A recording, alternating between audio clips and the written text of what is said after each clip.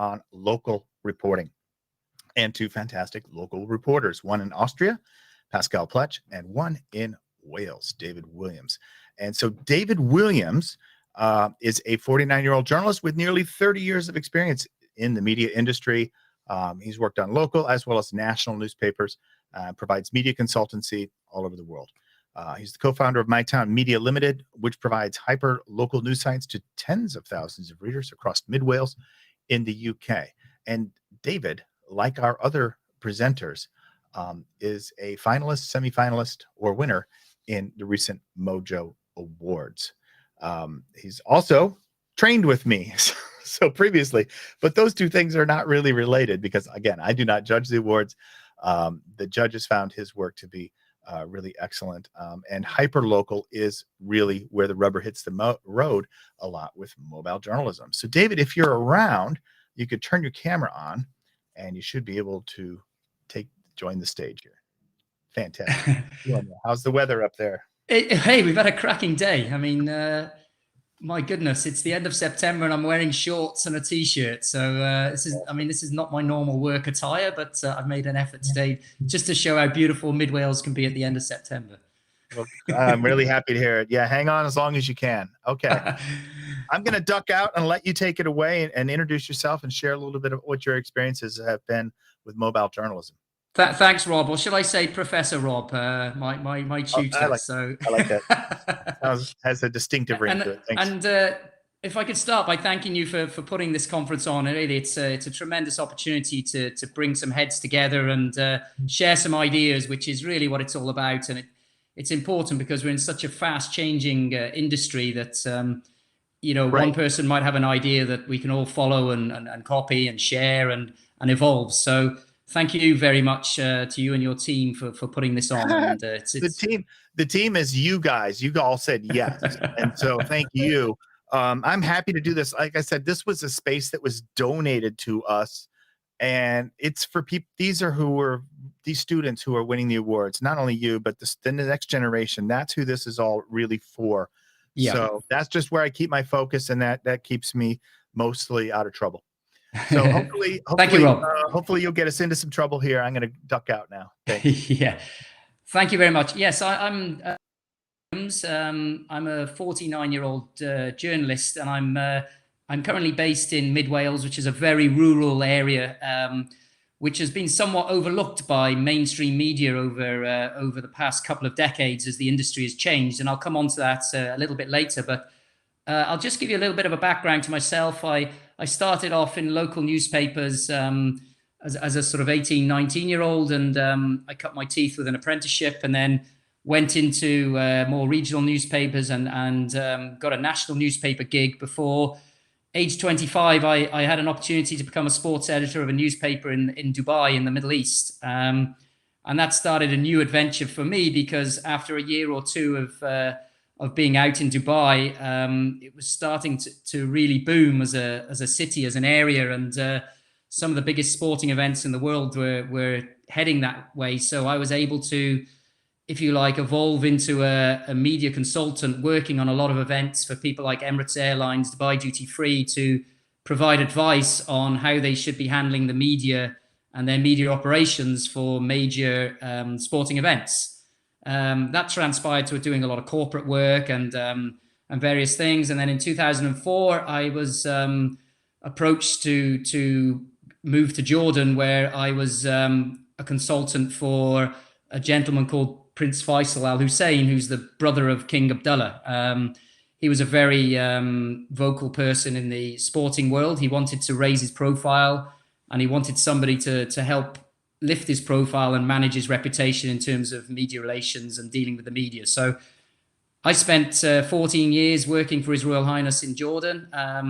We traveled all over the world. We worked on a lot of things. We worked with a lot of the big news broadcasters, radio stations, newspapers, and it worked. He's now one of the most prominent faces on the Olympic movement, and is very much an established figure now with the International Olympic Committee. So 3 years ago, I moved back to Wales, and that's where I'm currently full-time based. But I do now work for people and events, particularly sporting events, all around the world, although COVID has slowed that down somewhat. So my background, what happened in 2009, I was spending a lot more time, splitting my time between Jordan and back in Wales.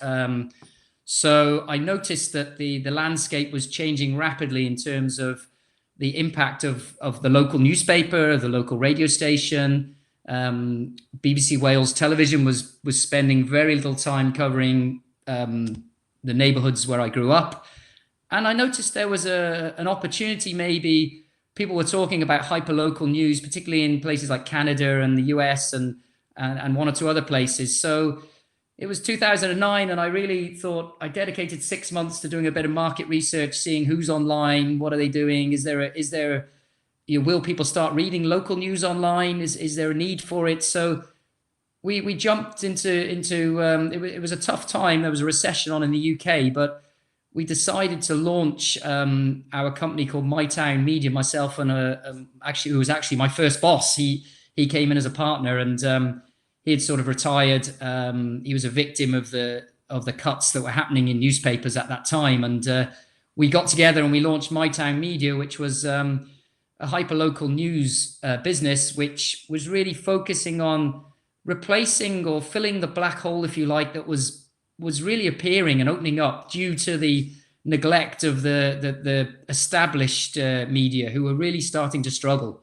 The rot was setting in. So we saw an opportunity. It was something fresh. There was only a couple of sites at that time specializing in local news online, which seems strange now because nearly every housing estate is covered in the UK by some sort of online news. But back then it was a very, how do you make money? How are you going to make it pay? How are you going to get a wage? Well, we never jumped into it as full-time employers, but we were both working, myself and my partner, and we pulled in another guy, and we did this as a little bit of a side project, but it really took off. Online news was really where everybody was consuming their information, and what we found was that within days, really, the migration of readers from the local newspaper to us reporting daily news for free. That was the key. It was free news. It was regular. It was remarkable. It changed the face of local media in the areas that we were operating in overnight. And I'm glad to report that now, that was 2009, we're in 2021 now. And even though we've had the COVID pandemic and everything that's been happening, we've probably just had our strongest year in terms of revenue. We really did tailor our news to be really relevant to the COVID issues that were happening.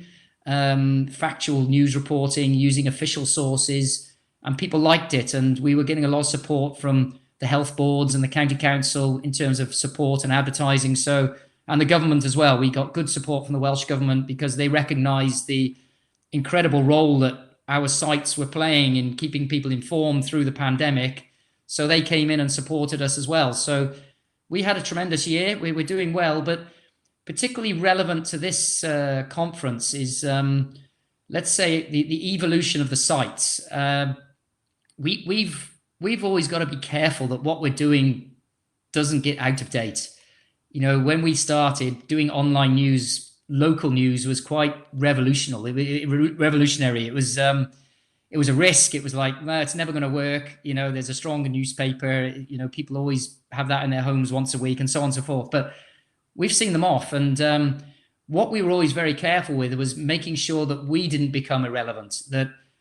Because it went from having 90% of our readers logging on their desktops and on their laptops to now we only have about 15% logging on from their desktops. It's now moved towards mobile and iPads. So we were always very conscious that we were evolving with the times, and remained relevant. And like I say, particularly relevant to this conference is the fact that we noticed that people were really starting to consume moving pictures, video.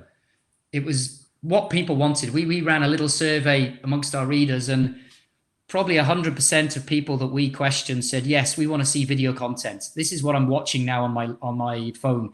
Instagram is doing it. Facebook is doing it. we want my Welsh Bull to do it. We want my Newtown to do it. This is what people are expecting. So it was a real wake-up call for us. We suddenly realized that we're in danger of falling behind and not being kept up with the current times. So luckily, as we were discussing this last summer, I followed journalism.co.uk on Twitter, and up came a course with Rob Montgomery.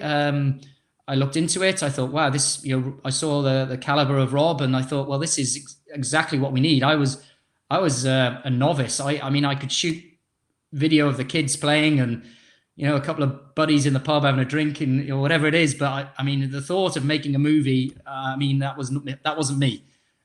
So when I spoke to Rob, he reassured me that this is going to be easy. I guarantee that by the end of this course, you're going to be shooting the type of quality news reports that could be on BBC or CNN. So it was a tremendous course. I really enjoyed it. I gave my heart and soul to it. I really did focus on what Rob teaches. And at the end of it, I had this talent to be able to go and do Mojo, mobile journalism. And by speaking to others that were experienced in mobile journalism as well, I was amazed to see that the Reuters and the AFPs of the world are starting to turn to it. So if they're doing it, then it's vitally important that my sites start doing it as well. So what I started doing was following the course, I started to play around with a few features, with a few things, and then when I was confident enough, I was using just my iPhone 6. I've got myself a Rode microphone,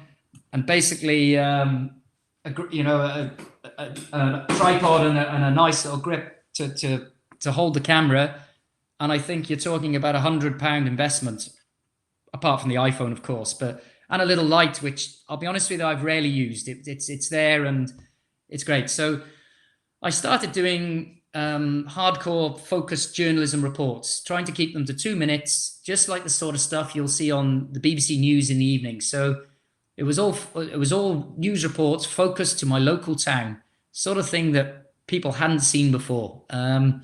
So I played about a bit with a few reports, and what we've done is, because our websites weren't ready for hosting the videos, what we've done is we've just been literally posting them up on our Facebook page, and the response has been remarkable, absolutely remarkable. We are getting, I mean, bear in mind, we are operating in a very, very rural part of Wales. It's farming communities and low skilled labor, and we are running, when we run a news report, we're getting 12 to 15,000 eyeballs on those reports, which is phenomenal. And the interaction, the engagement, it's incredible. So it's almost like we've got to get the right balance now, because we still need to focus on our core business, which is the website.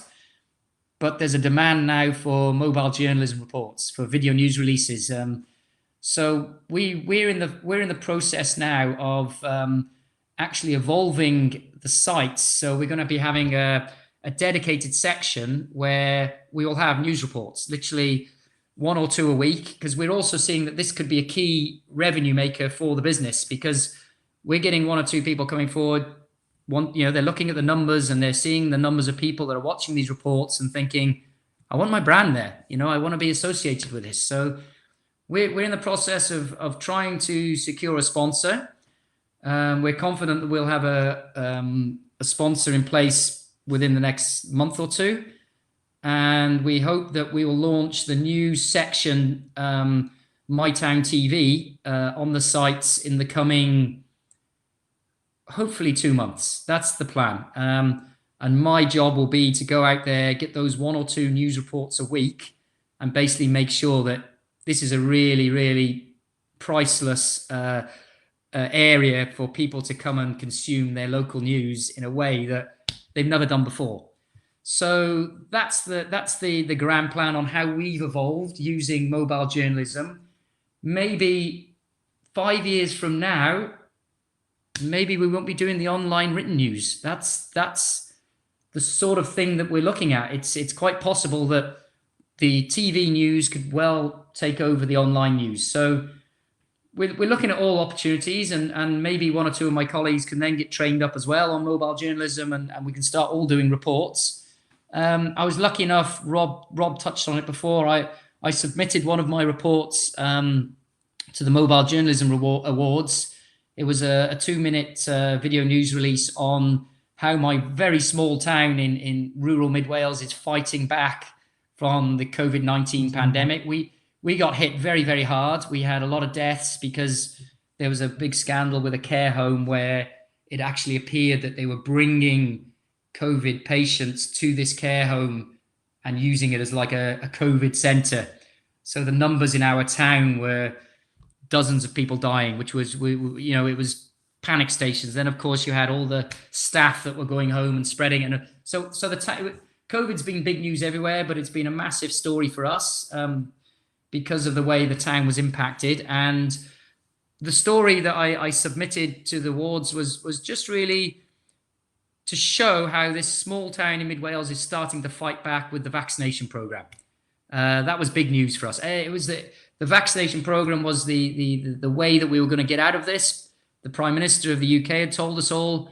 This was a 2-minute snippet on what's going on in my town and how we're fighting back. So I was delighted to have got to the final, and I got runners up to the wonderful report that you just saw prior to this with the artist, which was a magnificent piece of filming and journalism. It really was. So I was delighted with that, and it gave me the confidence now to move on, do more, expand my capabilities, and to really see where I can go with this. I mean, it's exciting, and I think from a professional point of view, it's given me a little bit. It's breathed some fresh life into my career. And I remember talking to Rob at the start, and I said, I really feel like I'm getting outdated. I'm becoming a dinosaur. Yeah, right. I'm 49 and I'm worried. And Rob was like, well, this will put you back at the front, which I feel it has. So absolutely. Yeah, I think it's absolutely like steroids for your journalism. And you came from a totally different place than Philip, and look where you guys ended up. Yeah, finish line, neck and neck.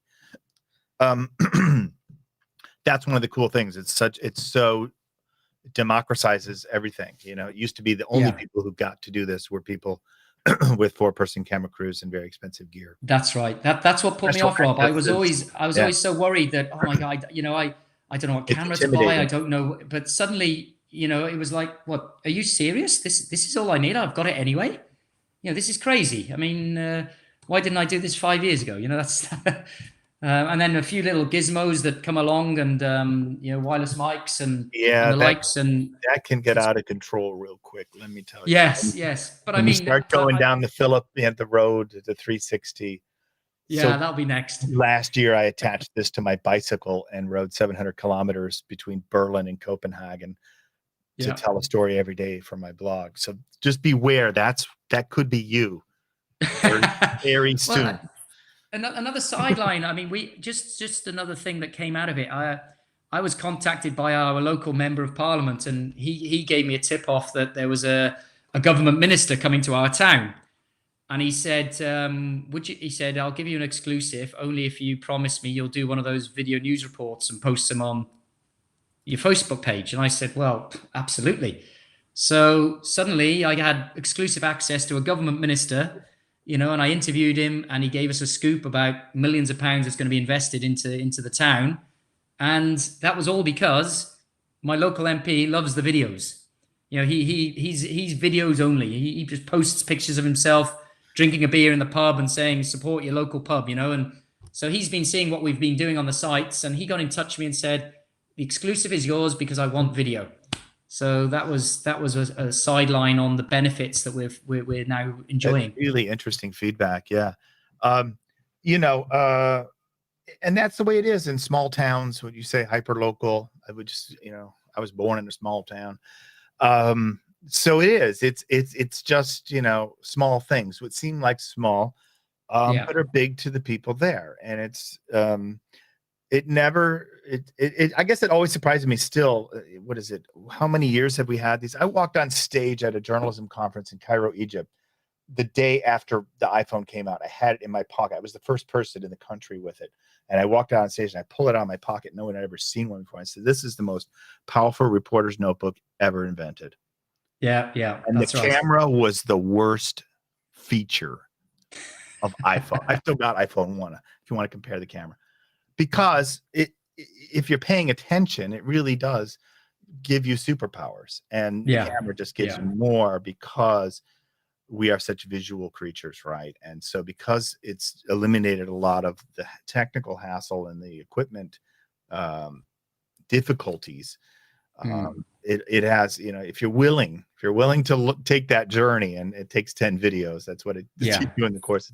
It takes at least 10 videos, but these 10 videos will give you those building blocks. And I appreciate that. You don't have to patronize me. You earned it. You earned your ticket here, my friend. And so has Pascal Pletsch, who has been a reporter, a pioneer. And if it's okay, we'll switch, bring Pascal on, and we'll have Q&A.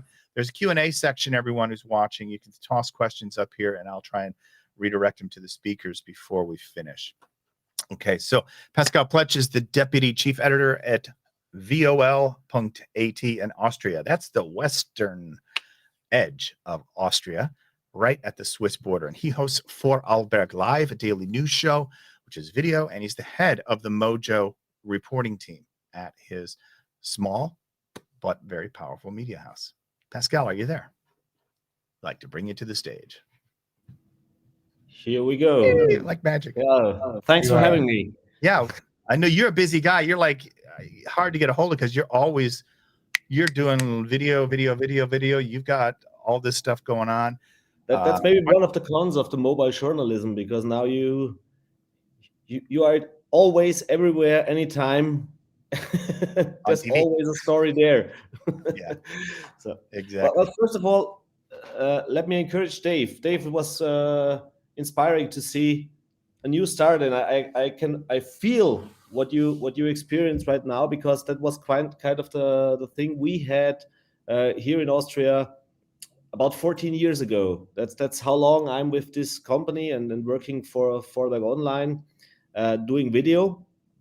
Just maybe as a short explanation, our media house has 2 daily newspapers, the main newspapers in our state, and of course print was always the key asset of this company. And 25 years ago, we also launched an online news platform, which was not a part of the newspaper, which had its own editors, which is an own brand, but was mainly text-based and bringing on news.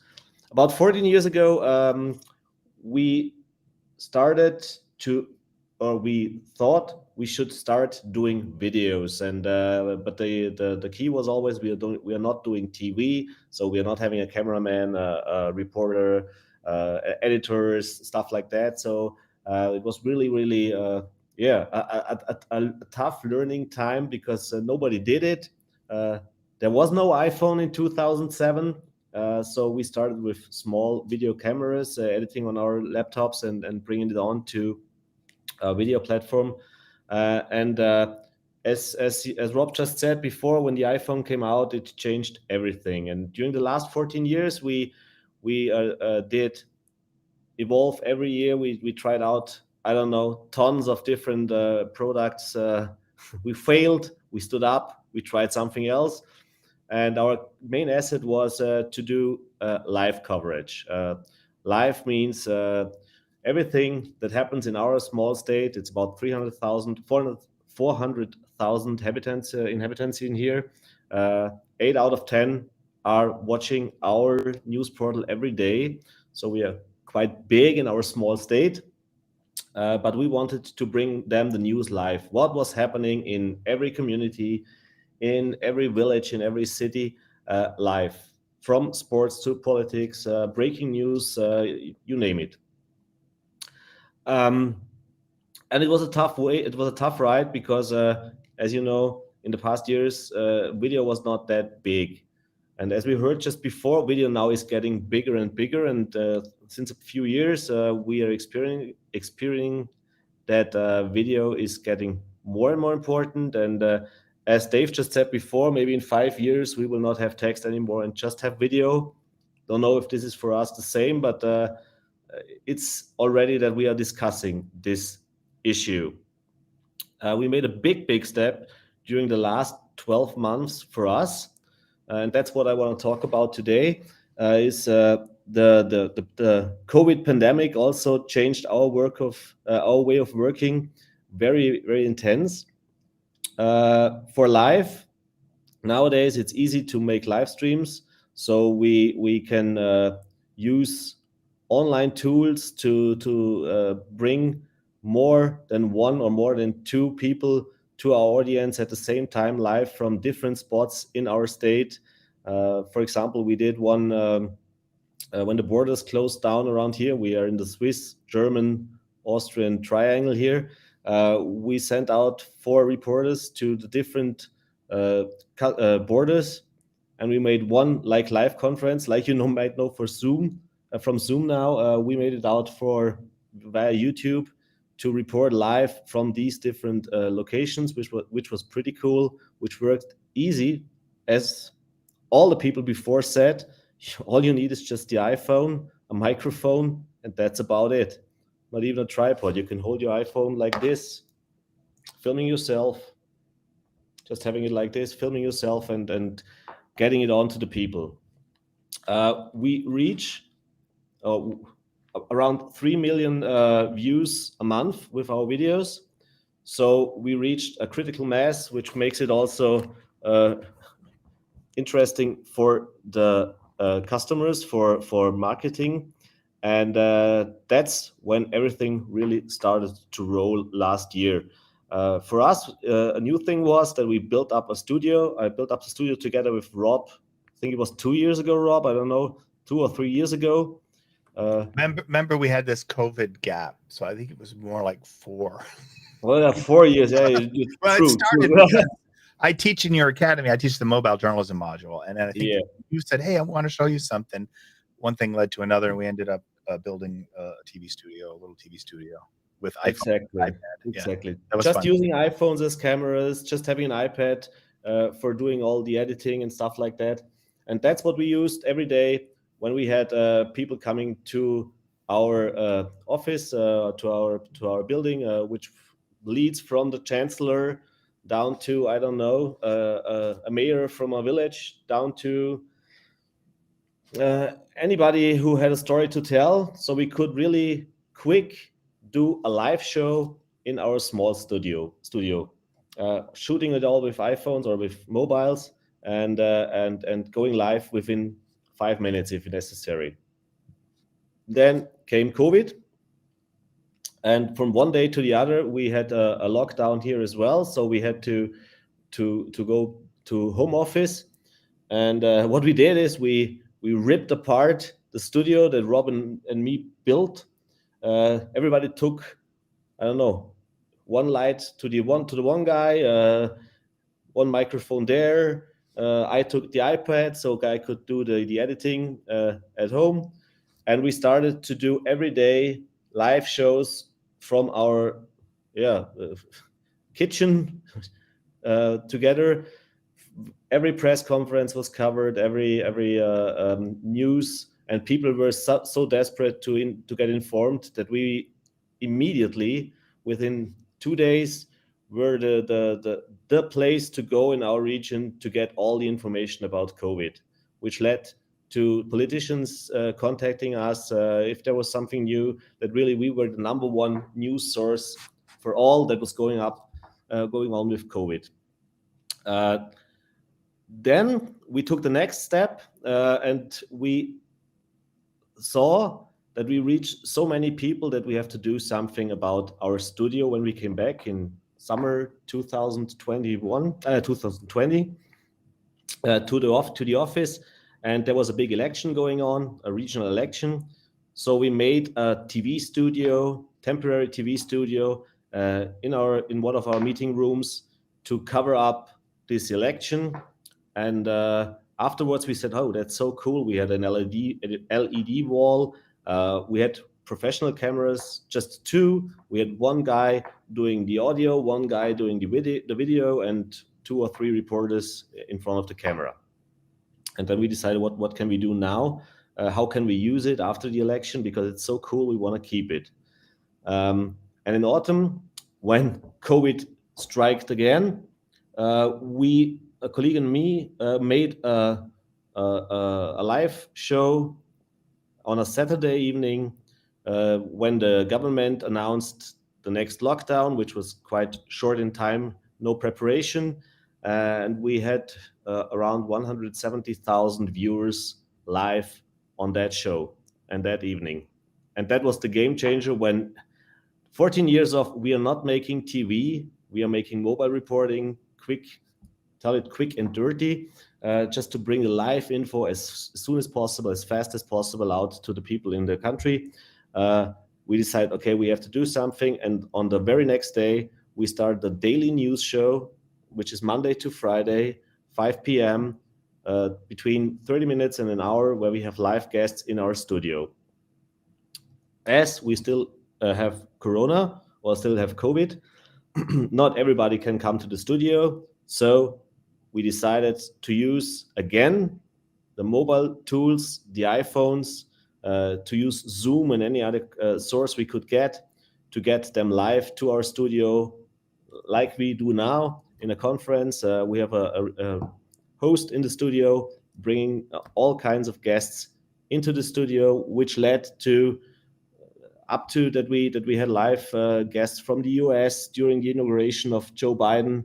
We had a 2.5 hours special show that night, which opened up opportunities we never had been thinking about before. Because if you look at, don't have to tell you, the classic broadcasting television, you have big teams, you have a lot of money to be invested, you have a lot of equipment, and finally we can now do daily live television shows in good quality, in top quality, bringing it out to the people, reaching 50 to up to 300,000 people every day, watching these news shows using that. And to close my short excerpt, 14 years ago, I remember when the first, or 12 years ago, when the first iPhones were handed out to us, and my boss said to me, he does not want to see us using any cameras. He wants us to do this with the mobiles. And I remember the first time I had to go to the governor to make an interview with my mobile. I was ashamed as hell. I said, I cannot go to the governor to focus or put a focus, put a mobile in front of his face. What the hell, all the broadcasting stations came with their big cameras, also very professional, and then me putting a smartphone in front of his face. And it was, at the beginning, of course, it was like they were looking at us like, what the hell are they doing?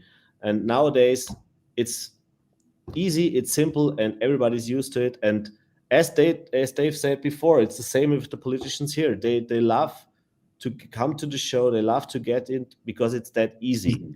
It's just a smartphone. So you get that statement, you get that interview much easier than a regular broadcasting station, at least in the region, just because it's that easy. And finally, also what Nico said before, a very, very big plus is that you can go undercover. So you're not recognized everywhere. It gives you totally different opportunities. It gives you a different view on the streets, out in the streets, like people, how people react, how you can shoot different scenes when you just put on your smartphone, which everybody does. Then if you have to have a big camera. Exactly. And, I remember when we were putting your prototype studio together, one of the things that we were really struggling with, because you wanted to do things like, big television stations like the one that Philip works at can do, which is bring in a remote guest and have the anchor or the host be able to have an interaction with them. And all you've got are, phone cameras and an iPad as a switcher, and it's trying to do everything as well as stream. And that was then really hard to do, and I think that's gotten a lot easier because of some technical solutions, hardware wise, as well as So tell us a little bit from that, what we were doing, real basic stuff, trying to get the fundamentals right, light and sound, background, good sound, Yeah. yes, good, clean, and like you said, go into a room, flip 2 switches, go on air. Exactly. That's your game changer. Exactly. It doesn't need a big crew. It's one person and a producer, and that's it. Yeah. That helped a lot because we are a small crew. We are just 3 reporters, so it's not that we don't have the people anyhow. And it gives you the flexibility. It gives you the speed to react quickly to developing stories, to breaking news. Like we're also going out breaking news. If there's a fire somewhere, or if there's a bank robbery, something like that, or a murder, or I don't know what. This is Western. Come on, this is Western. How often are there? No, we only do the opening of shops and nice weather reviews and stuff like that. That's good, but it takes you 15 minutes to get there, or to get a reporter there, and then it takes 5 more minutes to go live, to get an interview on the scene, or just tell what is happening, and that's what the people really are looking for. Actually, that's what we see. What the people want to know. They see, for example, they see a blue light, or they see somewhere a police car standing, and the first thing they do is they open up our news page, because they know the first information they will get from us. Excellent. If we've gotten some more people, I'm sorry, our platform hosts have been struggling. Some people with registrations were like, I can't get in. So that's why I'm sometimes backstage over here muting my microphone. But I see Miko's here, and Flores is here. And Jonathan are here. So they paid to be here. And so we're really glad you guys could come. We are live streaming it. We are recording it. All is great. We're having a ball. Just geeking out with mobile journalism. We've had mobile journalism can be social reporting, like Nico started off with that. I mean, the guy makes films, but you see, that's the thing. A video camera just does video, right? This thing, you just gave all kinds of other things. The live example is another powerful dimension. That's why, we're just continually exploring and pushing those frontiers. So what did you do? Because now you've got multiple studios in your facility. You actually now have a video wall. Do you have a picture of that? Maybe I keep seeing this picture on LinkedIn. Hold on. I will show you. If you follow me. Yeah. Because anyhow, I need to have a charger, because my laptop cries for we have a video studio, a big one now, which is really a professional video studio, giving us the opportunity to really do TV shows. If you give me 1 second, just head downstairs, and I will show you around. Of course, now there's no action in here, because the show is already over for today. So if you see, hold on, I will show you like this. There you have.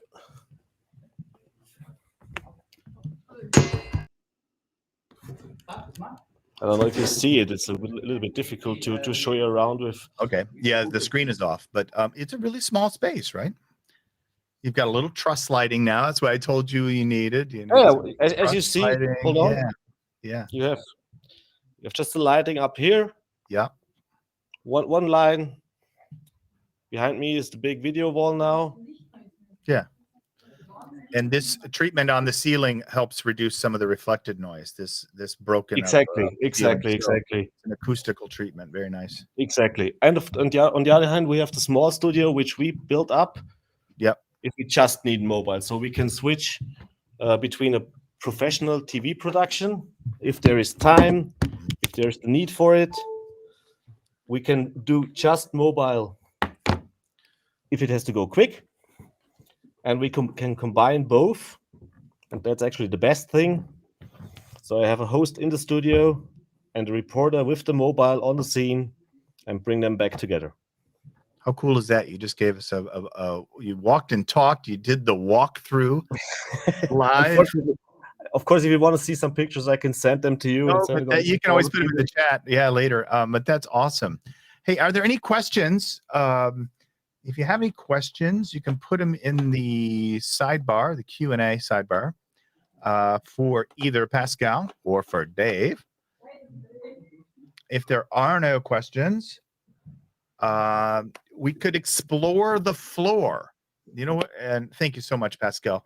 Thanks to you. And you can find him at one of the tables. That's what I want to say is if you, when I stop this presentation, jump back, we're going to jump back to the floor. And the way you jump between tables and a new conversation is just double click on one of the open seats and you'll suddenly be in a video chat with one of us. So we'll see you back on the floor. Okay, I'm Rob Montgomery. This is Mojo Workshop.